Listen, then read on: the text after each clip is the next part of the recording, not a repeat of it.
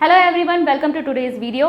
तो आज के इस लेक्चर में हम डिस्कस करेंगे आपका जो तीसरा स्कूल ऑफ फिलॉसफी है, प्रैग्मेटिज्म यानी प्रयोजनवाद। चलिए स्टार्ट करते हैं। फिर सबसे पहले हम देखेंगे कि ये जो आपका प्रैग्मेटिज्म वर्ड आया है ये कहाँ से आया है। तो देखिए, प्रैग्मेटिज्म जो आपका वर्ड आया है it is derived from a Greek word pragmatikos. Pragmatikos से आया है, जिसका मतलब क्या होता है, प्रैक्टिकेबिलिटी और यूटिलिटी, मतलब उपयोगिता क्या है या फिर ये व्यवहारिक कितना है। ठीक है, प्रैग्मेटिकोस का मतलब होता है व्यवहारिकता या उपयोगिता। एटाइमोलॉजिकली आपको कहीं कहीं ये भी लिखा हुआ मिल सकता है कि ये ग्रीक वर्ड प्रेग्मा से आया है। प्रेग्मा का मतलब क्या होता है, कोई क्रिया, कोई कार्य करना, टू मेक, टू अकम्प्लिश, किसी कार्य को पूर्ण करना। तो बेसिकली हम किसी एक्टिविटी की बात कर रहे हैं। तो अगर आपसे पूछा जाए कि प्रैग्मेटिज्म कहाँ से आया, इसकी उत्पत्ति कौन से वर्ड से हुई है, तो ग्रीक वर्ड आप प्रैग्मेटिकोस भी ले सकते हैं या फिर प्रेग्मा भी ले सकते हैं। प्रेग्मा से ही आपका वर्ड प्रैक्टिस और प्रैक्टिकल भी आया है। ठीक है, अगर हम बात करें कि ये जो आपकी प्रैग्मेटिज्म फिलॉसफी है ये कहाँ डेवलप हुई है, तो ये जो है आपकी अमेरिका में डेवलप हुई है। अब देखिए, थोड़ा सा ना हम इसके इतिहास के बारे में जानते हैं, इसकी हिस्ट्री के बारे में, तभी आपको ये स्कूल ऑफ फिलॉसफी ज़्यादा समझ में आएगा।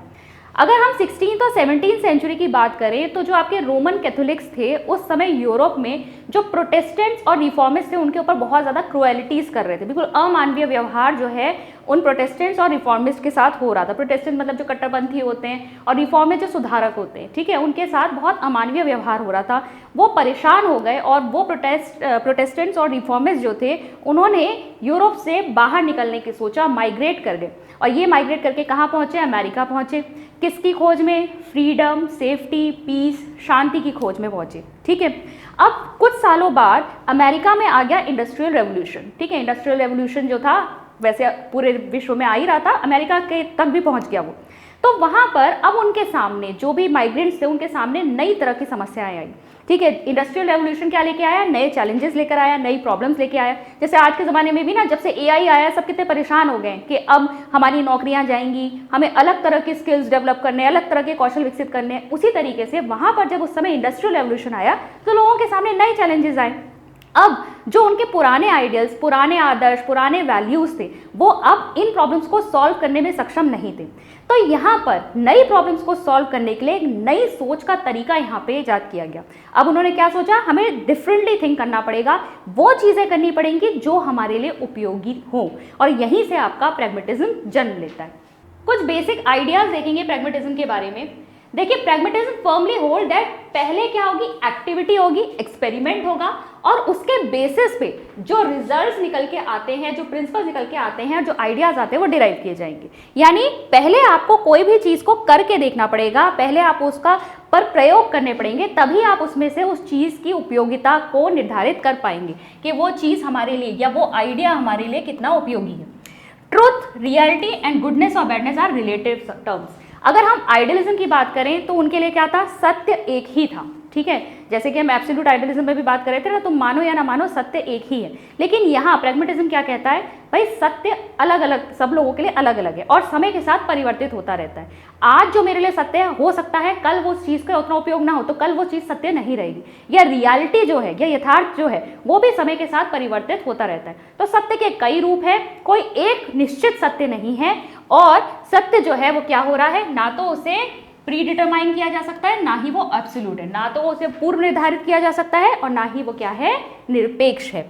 इसके अलावा कहना था कि pragmatist believe that truth are many and they are all in the making. सत्य अनेक हैं और अभी इसका निर्माण चल रहा है। मतलब सत्य हमेशा कंटिन्यूटी मेकिंग में ही रहता है। जैसे अगर आप देखें तो पहले ये माना जाता था, काफ़ी पहले की बात है, कि अर्थ जो है वो ब्रह्मांड के सेंटर में और सारी चीज़ें उसके अराउंड है। लेकिन इसके बाद जैसे जैसे टेक्नोलॉजिकल एडवांसमेंट्स हुए, जैसे जैसे साइंटिफिक एडवांसमेंट्स हुए, ये पाया गया कि जो सोलर सिस्टम है उसमें सन जो है आपका सेंटर में है और उसके अराउंड जो है सारे ग्रह चक्कर लगा रहे। तो क्या था, पहले यथार्थ कुछ था, पहले सत्य कुछ और था, लेकिन जैसे जैसे एडवांसमेंट्स हुए हमने और ज़्यादा सत्य की खोज की। तो हम समय के साथ साथ जैसे जैसे डेवलपमेंट होता रहता है उसके साथ साथ सत्य भी बदलता रहता है। फिर देखेंगे कि pragmatism has also been called consequentialism, instrumentalism and experimentalism. ठीक है, कॉन्सिक्वेंस मतलब क्या होता है, किसी भी कार्य का परिणाम। ठीक है, तो परिणामवाद कहते हैं इसे, क्योंकि यहाँ पर क्या कहा जा रहा है, कोई भी चीज़ आप कब सत्य कहोगे, कब उसे उपयोगी कहोगे, पहले उस पर कार्य करके देखो, अगर उसका रिजल्ट आपके लिए यूजफुल है तब तो वो आपके लिए सही है, तब तो वो सत्य मानोगे, अदरवाइज नहीं। ठीक है, तो परिणामवाद यानी किसी भी कार्य के जो परिणाम हैं वो आपको बता रहे हैं कि ये आपके लिए कितना उपयोगी है, आपके लिए कितना सेटिस्फाइंग है। साधनवाद मतलब इंस्ट्रूमेंटलिज्म हम इसलिए कह रहे हैं क्योंकि यहाँ पर ना आइडियाज़ को उतनी इंपॉर्टेंस नहीं दी गई है जितना एक्शंस को दी गई है। अगर हम बात करें कि कौन ज़्यादा यहाँ पर एम्फेसाइज किया गया है, तो आइडियाज़ से ज़्यादा इन्होंने सुप्रीम बताया है एक्शंस को।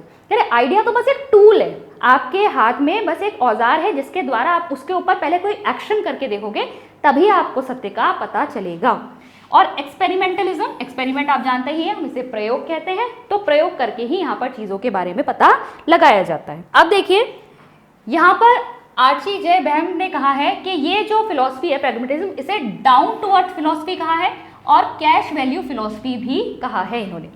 फिर देखिए फादर ऑफ प्रैग्मेटिज्म किसे कहेंगे? फादर ऑफ प्रैग्मेटिज्म है C.S. फायर्स या फिर चार्ल्स सैंडर्स फायर्स। इनको फादर ऑफ प्रैग्मेटिज्म कहा जाता है क्योंकि जो प्रैग्मेटिज्म वर्ड है वो इन्होंने ही कॉइन किया था। सबसे पहले प्रैग्मेटिज्म वर्ड की जो बात है इन्होंने करी थी, अब टर्म जो है कॉइन किया था इन्होंने अपने आर्टिकल में। आर्टिकल का नाम था how to make our ideas clear.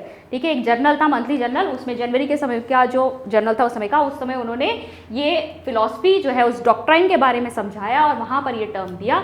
इसके अलावा अगर हम बात करें कि father of pragmatism in education कौन है, शिक्षा के क्षेत्र में प्रैग्मेटिज्म को कौन लेके आया, तो यहाँ पर जॉन डीवी का नाम आ जाता है। ठीक है, अब देखिए विलियम जेम्स ने क्या कहा है। विलियम जेम्स के अनुसार प्रैग्मेटिज्म क्या है? आइडियलिज्म और नेचुरलिज्म के बीच की स्टेज है। ठीक है, अब देखिए नेचुरलिज्म क्या मान रही थी, वो ईश्वर के अस्तित्व को बिल्कुल नहीं मानती। ठीक है, तो वो एक एक्सट्रीम पे हो गई।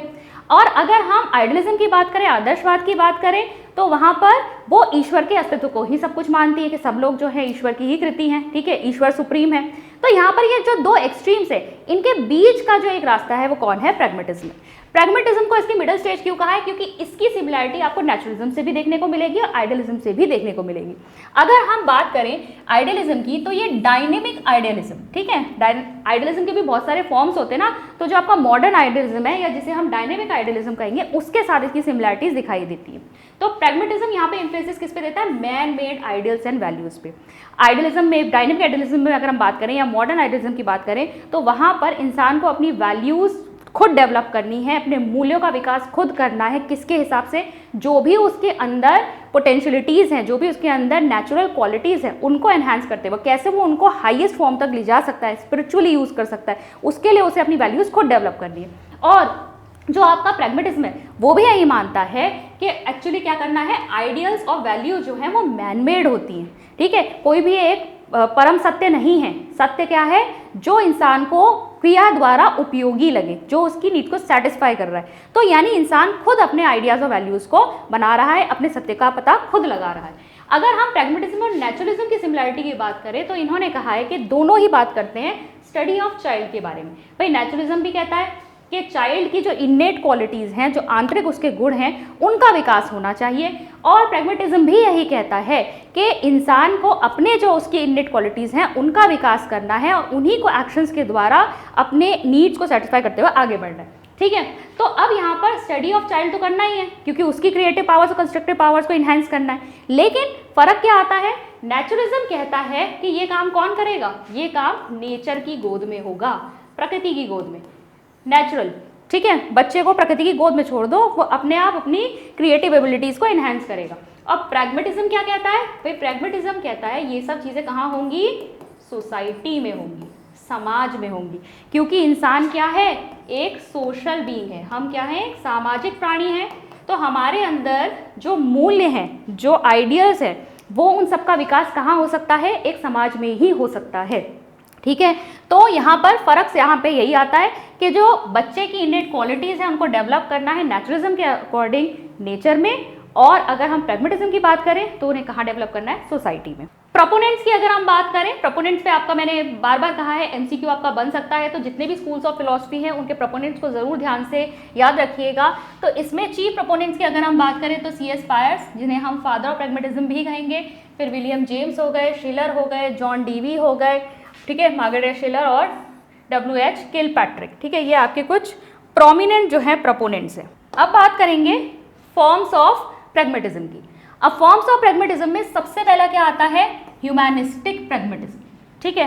ह्यूमैनिस्टिक प्रैग्मेटिज्म, मानवतावादी प्रयोजनवाद। अब देखो प्रयोजनवाद में यहाँ पर मानवतावादी प्रयोजनवाद क्या कहता है, it considers only those things और principles are true which satisfy the needs and requirements aspiration goals of human being. सिर्फ वही चीज सत्य है जो हमारी नीड्स, हमारी जरूरतों को सेटिस्फाई करे, जो हमारे अनुकूल हो, सिर्फ वही सत्य है। तो ये क्या है आपका ह्यूमैनिस्टिक प्रैग्मेटिज्म। अगर हम एक्सपेरिमेंटल प्रैग्मेटिज्म की बात करें, यानी प्रयोग से हम कैसे सीख रहे हैं, तो यहाँ पर इन्होंने कहा है सत्य वही है जिसे प्रयोग करके सिद्ध किया जा सकता है। अगर आप प्रयोग करके सिद्ध करके दिखा सकते हो कि भाई जो मैं कह रहा हूँ वो सही है, तब तो मैं उसे सत्य मानूंगी, नहीं तो नहीं, ठीक है। फिर है नॉमिनलिस्टिक प्रैग्मेटिज्म। यहाँ पर देखिए इन्होंने कहा है कि कोई भी जब हम एक्सपेरिमेंट करते हैं तो हम उससे पहले क्या डेवलप करते हैं, हाइपोथीसिस, ठीक है, एक हाइपोथीसिस। हिंदी वाले बिल्कुल परेशान ना हो, अगली स्लाइड हिंदी की ही है, ठीक है। हाइपोथीसिस हम एक क्रिएट कर लेते हैं कि भाई इस काम को जब हम करेंगे तो इसका परिणाम क्या निकलेगा। तो परिणाम का अंदाजा हमें हमेशा कहीं ना कहीं होता है, बस हमें एक्शन परफॉर्म करके उसमें चीज़ों को एनालाइज करना होता है कि हम चीज़ों को सही बिठा पा रहे हैं या नहीं, ठीक है। थोड़ा बहुत रिजल्ट का अंदाजा हमको पहले से ही होता है। फिर देखिए बायोलॉजिकल प्रैग्मेटिज्म क्या कहता है आपका। बायोलॉजिकल प्रैग्मेटिज्म आपका एक्सपेरिमेंटलिज्म ऑफ जॉन डीवी के ऊपर जो बेस्ड है, मतलब जॉन डीवी ने जो आपका एक्सपेरिमेंटलिज्म दिया है उसके ऊपर ही कहीं ना कहीं बेस्ड है। और इनका कहना है कि प्रैग्मेटिज्म क्या है, according to it the ultimate aim of knowledge is harmony of the man with the environment. Ultimately हमें क्या करना है, हमारे आसपास जो एनवायरनमेंट है उसके साथ हमें सामंजस्य बिठाना है, उसको हमें अडाप्ट करना है। तो हम कैसे कर पाएंगे, जैसे भी हमारे जो एनवायरनमेंट है उसमें चेंजेस हो रहे हैं उसके अकॉर्डिंग हमें अपने अंदर भी परिवर्तन लाने हैं, ठीक है। तो नॉलेज क्या है, जब हम अपने आप को हार्मोनियसली डेवलप कर पाएंगे अपने आसपास के एनवायरनमेंट के साथ, ठीक है, हम क्या कर पाएंगे, एडजस्ट कर पाएंगे और फ्यूचर लाइफ के लिए एक बच्चे को तैयार कर पाएंगे। तो वही क्या होगा, बायोलॉजिकल प्रैग्मेटिज्म, ठीक है। ये देख सकते हैं आप, हमने इसी की बात करी। पहले आपका मानवीय प्रयोजनवाद, फिर आपका प्रयोगात्मक प्रयोजनवाद। मानवीय प्रयोजनवाद क्या कह रहा है, सत्य वही है जो मानव की इच्छाओं को, उसकी आवश्यकताओं की पूर्ति कर पाए, हमारे लिए क्या हो, वो यूजफुल हो। प्रयोगात्मक प्रयोजनवाद जिसे हम एक्सपेरिमेंट करके सिद्ध कर सकते हैं, वही सत्य है। जैव वैज्ञानिक प्रयोजनवाद बेसिकली यहाँ पर क्या कहता है कि मनुष्य जो है अपने वातावरण के अनुकूल जहाँ पे बैठ जाए, जिस तरीके से कर पाए उस तरीके से हमें उसे तैयार करना चाहिए, उसकी मतलब पोटेंशियलिटीज जो है उसको इस तरीके से डेवलप करना चाहिए। और नाम मात्र प्रयोजनवाद जहाँ पर हमें पता होता है कि किसी प्रयोग से पहले ही हमें पता होता है कि परिणाम क्या होगा, बस हम क्या कर रहे हैं, पदार्थों को एनालाइज कर रहे हैं वहाँ पर। फिर ये कुछ आपकी डेफिनेशंस हैं। डेफिनेशंस में आप देखेंगे जैसे प्रेट की एक डेफिनेशन के pragmatism offers us a theory of meaning, a theory of truth of knowledge and a theory of reality. तो बेसिकली क्या कि सही अर्थ क्या है, सही ज्ञान क्या है, ठीक है, और रियलिटी क्या है, यथार्थ क्या है, उसके विषय में जो है प्रैग्मेटिज्म हमें बताता है। एक तरह का मेथड है ये इन्होंने कहा है। फिर देखिए जैसे कि विलियम जेम्स की अगर हम बात करेंगे ना, विलियम जेम्स का इंपॉर्टेंट है यहाँ पर, इन्होंने ये कहा है कि pragmatism is a temper of mind and attitude. It is also a theory of the nature of ideas and truth, and finally it is a theory about reality.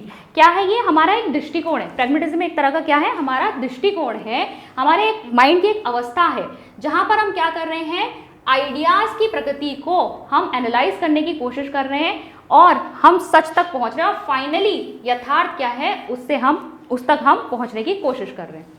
फिर है William James define pragmatism as the attitude looking away first things, principle, categories, supposed necessities and of looking toward last thing, fruits, consequence, facts. तो ये क्या है, ये कैसा दृष्टिकोण है कि हम पहले किस चीज़ को देखते हैं, पहले हम देखते हैं सिद्धांतों को, किस तरीके से हमने वर्गीकृत किया है, क्या हमारी ज़रूरतें हैं और इन चीज़ों के हिसाब से फाइनली हमें क्या चाहिए। अगर मुझे मान लो किसी सत्य तक पहुंचना है तो मैं क्या करूंगी, मैं अपनी आवश्यकताओं को देखूंगी कि मुझे इसमें ज़रूरत क्या है इस सत्य तक पहुंचने की, क्यों, मतलब मेरे पास क्या क्या सिद्धांत है, उसके बाद ही मैं उनके ऊपर एक्शन करके ही फाइनल ट्रुथ तक पहुंचने की कोशिश करूंगी ना। तो फिर बाद में हम किस तक जाते हैं, कॉन्सिक्वेंसेस तक और फ्रूट्स तक। फाइनल जो काम हमने किया उसका परिणाम लास्ट में क्या मुझे मिल रहा है उस तक हम यहाँ पहुँचते हैं। ये आपकी डेफिनेशन कुछ हिंदी में भी लिखी हुई हैं, ठीक है। अब प्रिंसिपल्स की बात करते हैं सीधे, प्रैग्मेटिज्म के प्रिंसिपल्स क्या हैं।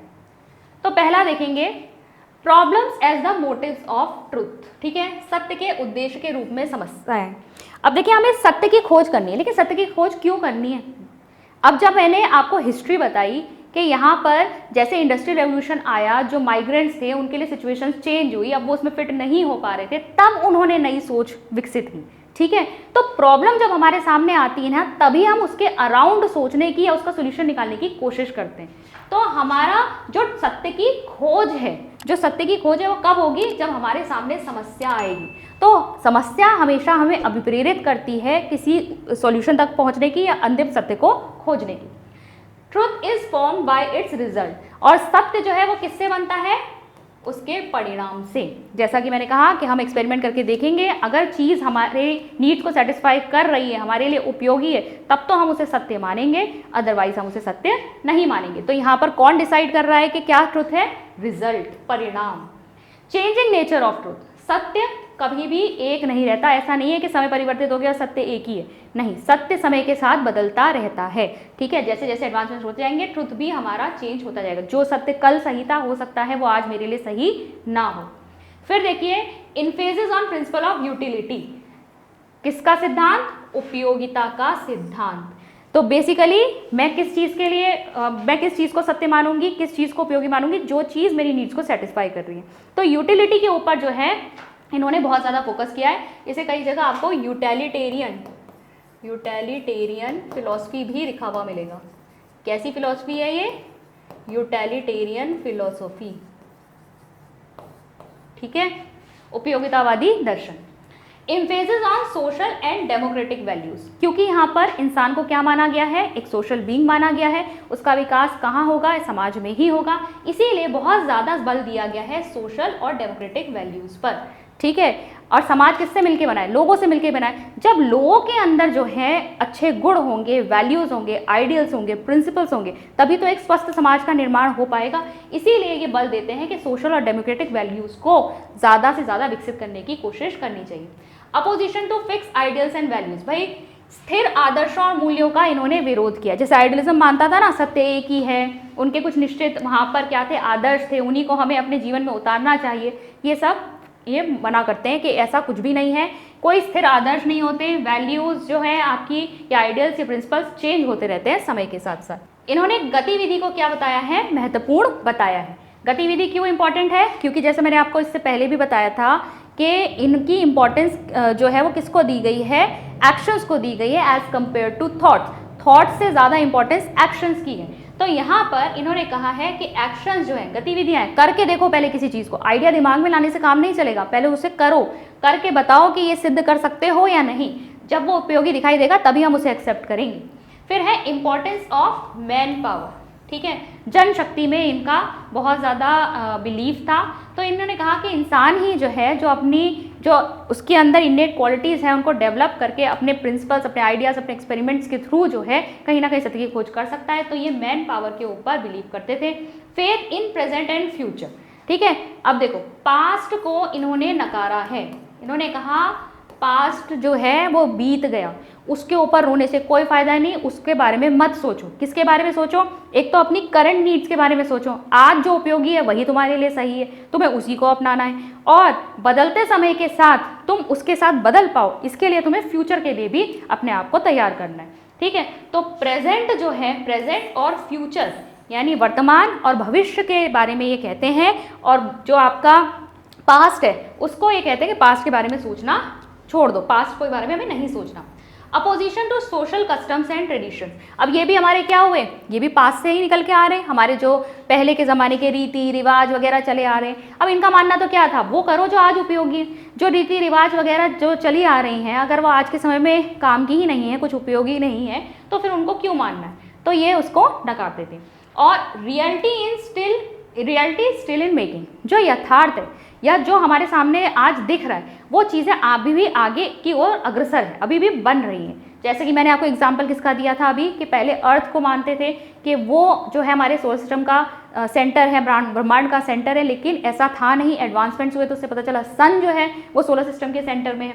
तो ये क्या कह रहे हैं कि सत्य जो है या रियलिटी जो है वो बदलती रहती है। जैसे जैसे एडवांसमेंट्स आती जाएंगी वैसे वैसे क्या होगा, चीज़ें और हमारे सामने क्लियर होती जाती हैं। ठीक है, ऑप्टिमिस्टिक एटीट्यूड है, आशावादी दृष्टिकोण है इनका भविष्य को लेकर। इनका मानना ये था कि जो भविष्य है ना वो वर्तमान से भी सुनहरा होगा, क्योंकि लगातार डेवलपमेंट हो रहा है, विकास चलता ही रहेगा, तो भविष्य जो है वो वर्तमान से ज़्यादा सुनहरा होगा। फिर फेथ इन प्लूरलिज्म, ठीक है।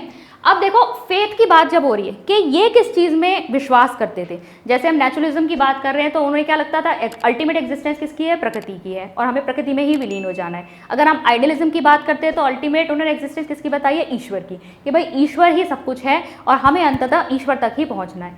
लेकिन यहाँ पर वहाँ पर देखिए एक एक चीज़ को ही बोला गया, लेकिन यहाँ प्लूरलिज्म की बात की है। प्लूरलिज्म का कहने का मतलब क्या है, बहुलवाद में आस्था थी। बहुलवाद क्यों कह रहे हैं हम, यहाँ तो किस में बिलीफ है, सत्य में, ट्रुथ में, और इनके हिसाब से सत्य एक नहीं है, सत्य कई सारे हो सकते हैं, सत्य बहुत हैं, तो इसीलिए ये प्लूरलिज्म को फॉलो करते हैं, क्योंकि बहुत तरह के सत्य हो सकते हैं, तो इनमें बहुलवाद में आस्था देखी जाती है।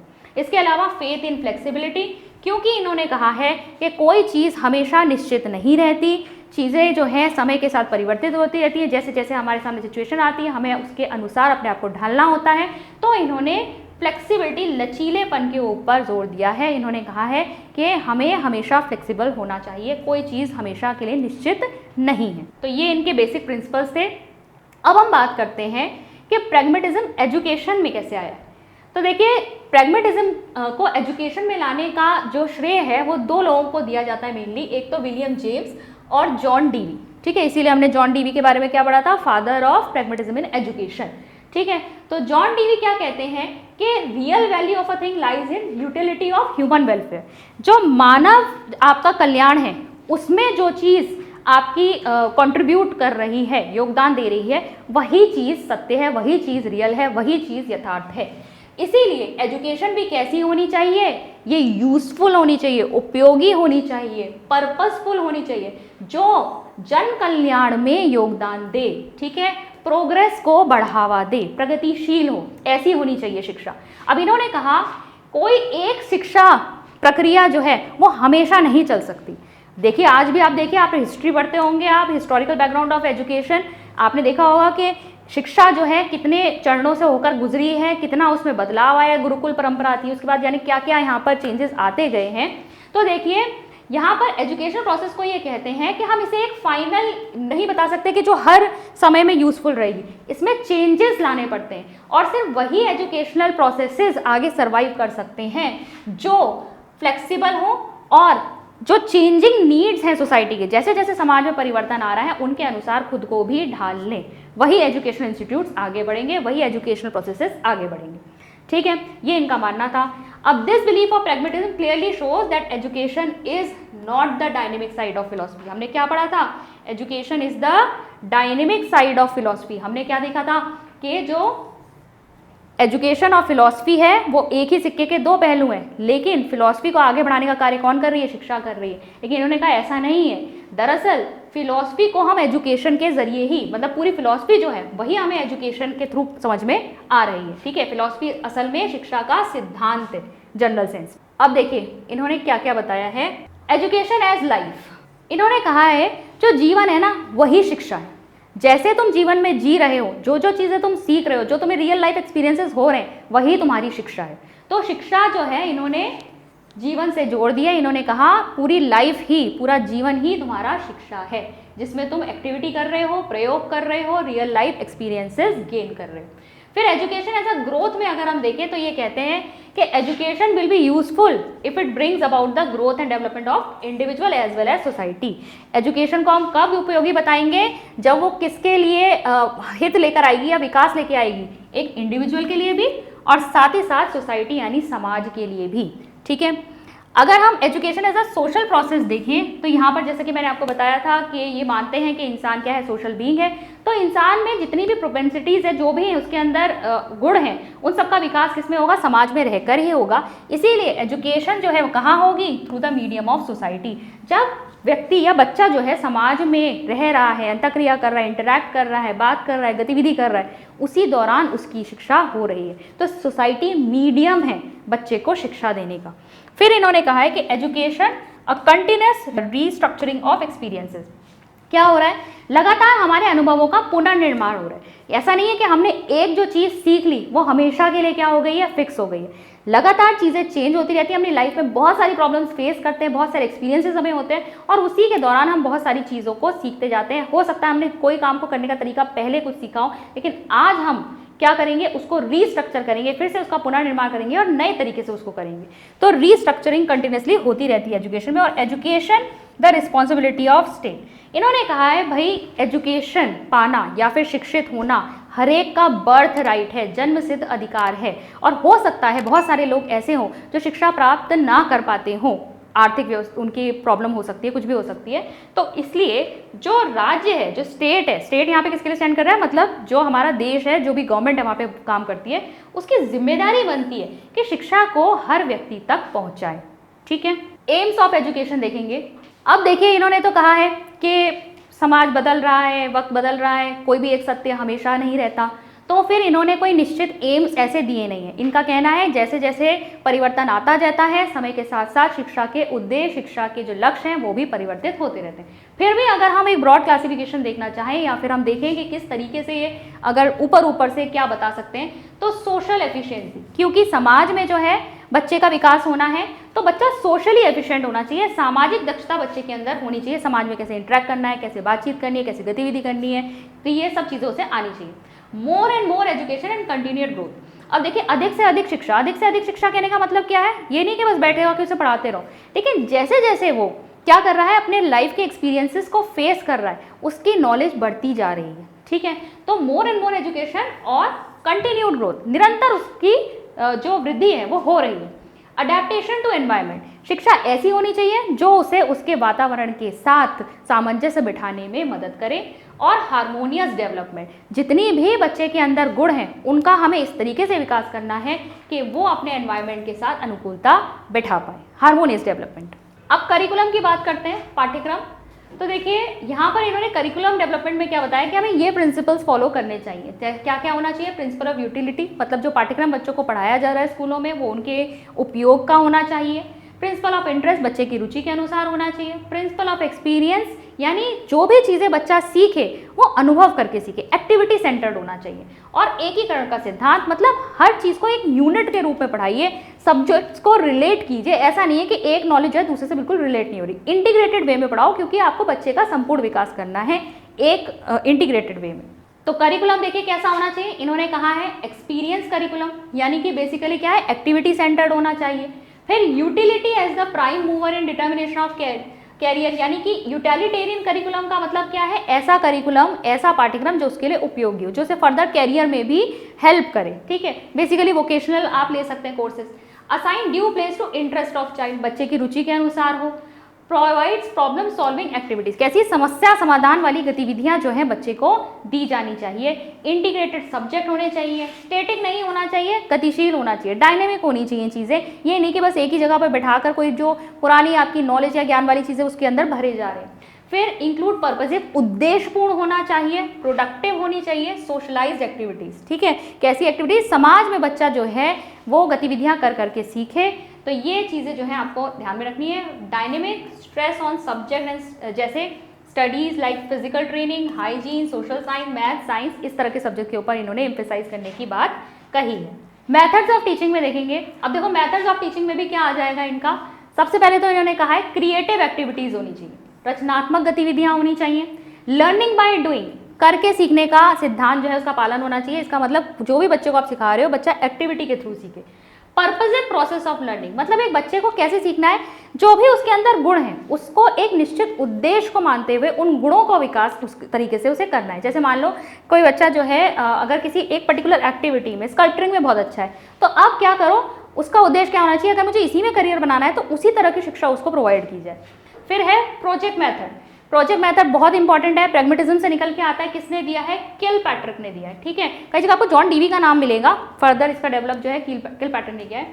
A project is a whole hearted purposeful activity carried out in a social environment, इस डेफिनेशन को भी याद कर लीजिएगा। ठीक है, प्रोजेक्ट मेथड क्या है आपका, ये क्या होती है, एक ऐसी एक्टिविटी है जिसका कोई पर्पस होना चाहिए, कोई उद्देश्य होना चाहिए।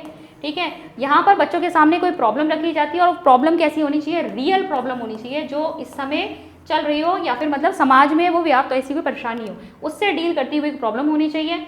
और जब बच्चा इसका सॉल्यूशन निकालता है तो वो समाज के लिए भी उपयोगी हो। ठीक है, फिर देखिए प्रॉब्लम सॉल्विंग मेथड, समस्या समाधान विधि, एक्सपेरिमेंटल, प्रयोग करने की विधि है आपकी, लेबोरेटरी मेथड जहाँ प्रयोगशाला में सारे कार्य करके बच्चा सीखे, प्ले वे मेथड भी यहाँ से आप जोड़ सकते हैं इसका, और इंटीग्रेटेड लर्निंग। ठीक है, इसको आप हिंदी में भी देख सकते हैं, ये हिंदी में भी लिखे हुए हैं आपके।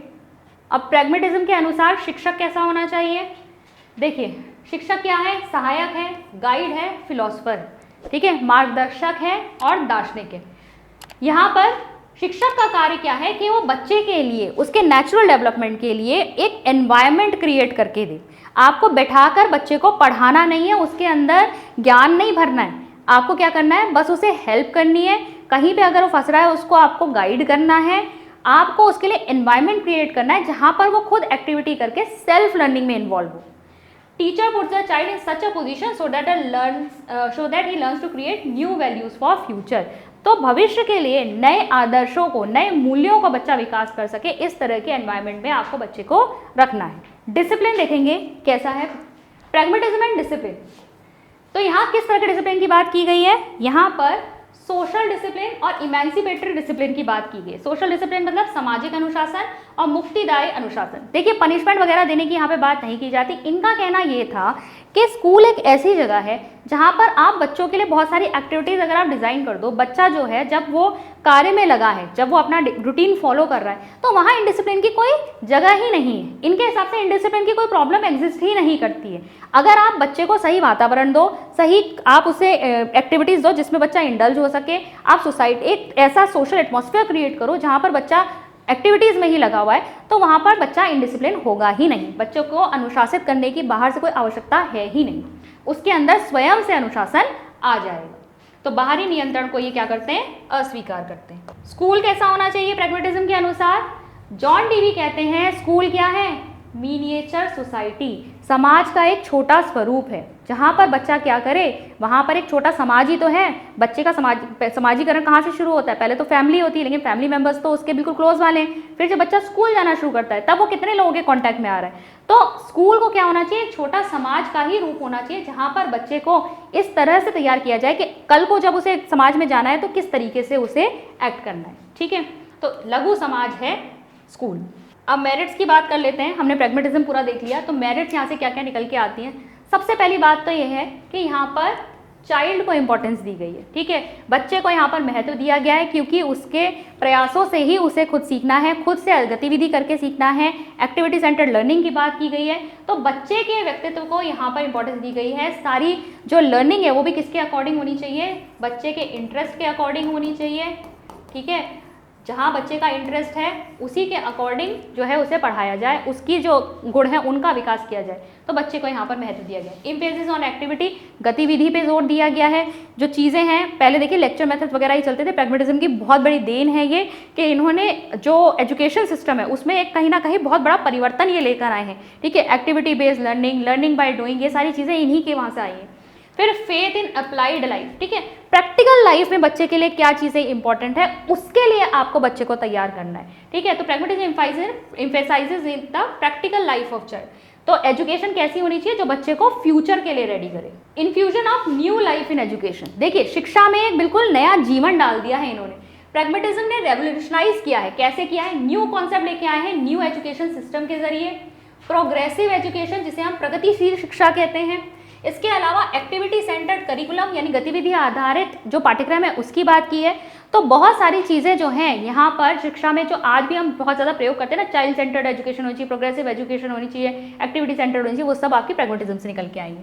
फिर सोशल एंड डेमोक्रेटिक एजुकेशन की बात ये करते हैं क्योंकि बच्चे को जो बाद में रहना है वो समाज के साथ ही रहना है, तो इसीलिए बच्चे को अपनी रिस्पॉन्सिबिलिटीज़, अपनी ड्यूटीज़, अपने राइट्स पता होने चाहिए। इसके लिए pragmatism infuses in a child spirit of freedom, initiative, equality and also a sense of responsibility. Basically उसके अंदर हमें डेमोक्रेटिक वैल्यूज, सोशल वैल्यूज वगैरह इनकलकेट करनी है। सामाजिक मूल्य और प्रजातांत्रिक मूल्य उसके अंदर हमें डालने हैं। प्रोग्रेसिव एंड ऑप्टिमिस्टिक एटीट्यूड, मतलब प्रगतिशील, जैसे जैसे समाज में परिवर्तन आ रहा है वैसे वैसे ये क्या कर रहे हैं, अपने सोच में भी डेवलप कर रहे हैं। और साथ ही साथ आशावादी दृष्टिकोण, जैसा कि मैंने आपको बताया था ना कि ये क्या मानते हैं कि भविष्य जो है वो वर्तमान से भी ज़्यादा सुनहरा होगा। जैसे जैसे एडवांसमेंट्स आते जाएंगे वैसे वैसे कहीं ना कहीं हम और प्रगति करते जाएंगे।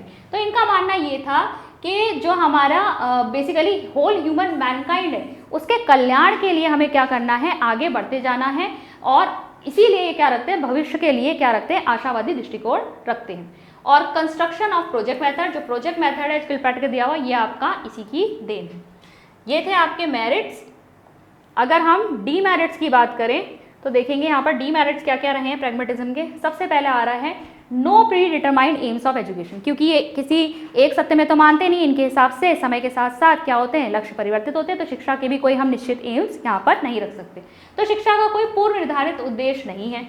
Opposition of pre determined ideals and values, क्या करते हैं, पहले से पूर्व निर्धारित जो आदर्श हैं, जो मूल्य हैं, उनका ये विरोध करते हैं कि पूर्व निर्धारित आदर्श व मूल्य कुछ नहीं होते, समय के साथ साथ सत्य परिवर्तित होता रहता है, तो हमें समय के साथ साथ नए मूल्यों का विकास करना पड़ता है। अपोजिशन टू इटर्नल ट्रुथ, एक एब्सोल्यूट ट्रुथ कि एक ही ईश्वर है या कोई एक आत्मा है हमारे अंदर, इस तरह के किसी भी आदर्श या मूल्य का ये विरोध करते हैं।